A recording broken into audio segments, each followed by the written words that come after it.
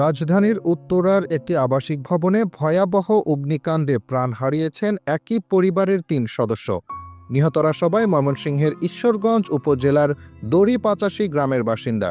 এই মর্মান্তিক ঘটনায় পুরো এলাকায় এখন শোকের মাতম চলছে। নিহতরা হলেন উপজেলা সদর ইউনিয়নের দড়ি-৮৫ গ্রামের মৃত হাফিজ উদ্দিনের ছেলে মোহাম্মদ হারিস উদ্দিন, তার ছেলে হিসান উদ্দিন রাহাব এবং ভাতিজি রোদেলা হারিস উদ্দিনের ছোট ভাই শহীদুল ইসলামের মেয়ে। শুক্রবার ১৬ জানুয়ারি সকালে উত্তরার ১১ নম্বর সেক্টরের একটি ৬তলা ভবনের ২য় তলায় অগ্নিকাণ্ডের ঘটনা ঘটে। এতে একই পরিবারের এই ৩ সদস্যের মৃত্যু হয়।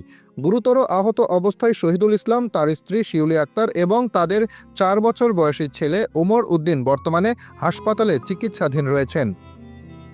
সরেজমিনে গ্রামে গিয়ে দেখা যায় নিহতদের শেষ বিদায় জানাতে বাড়িতে তৈরি করা হয়েছে পাশাপাশি ৩টি কবর। স্বজনদের আহাজারিতে ভারী হয়ে উঠেছে আকাশ বাতাস। এলাকাবাসী জানান, হারিস উদ্দিন ও শহীদুল ইসলাম দীর্ঘদিন ধরে উত্তরায় ফলের ব্যবসা করতেন। সেই সুবাদেই সপরিবারে তারা সেখানে থাকতেন। ৩০ বছর ধরে ঢাকা থাকে, বউ ফুলাবান সবাই ঢাকাতে হয়, ফলের ব্যবসা করে। তাছাড়া আরো ব্যবসা আছে, ফলের ব্যবসা আছে।